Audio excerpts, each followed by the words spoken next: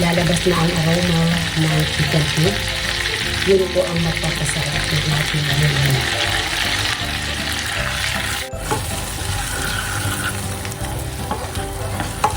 Malapit na mag-brown. Gusto ko po yung medyo brownish siya para mas maganda or mas masarap ang amoy. Ayan na, lalagay natin ang ating plain flour. Maglalagay tayo ng 2.5 tablespoon of plain flour. Haluin lang natin ng haluin para ito po ay ma-mix ng maayos o ng mabuti sa ating butter at nang hindi siya magbuo-buo.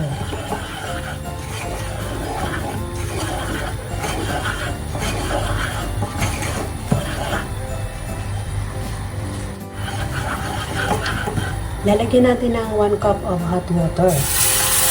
Dahan-dahan po ang paglagay habang ating hinahalo.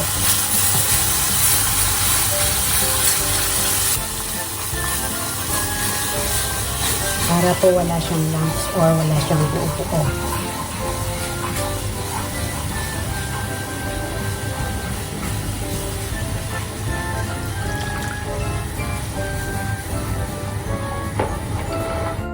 Haluin lang natin ang haluin para matunaw po ng maayos ang ating flour.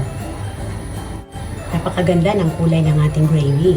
Silky, fine, at tama lang po ang thickness niya.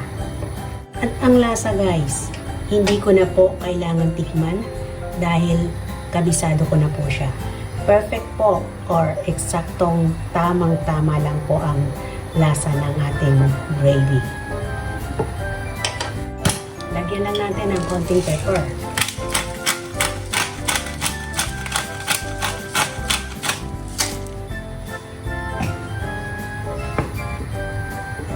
At ayan, kumukulo na siya. I-off na natin ang ating apoy.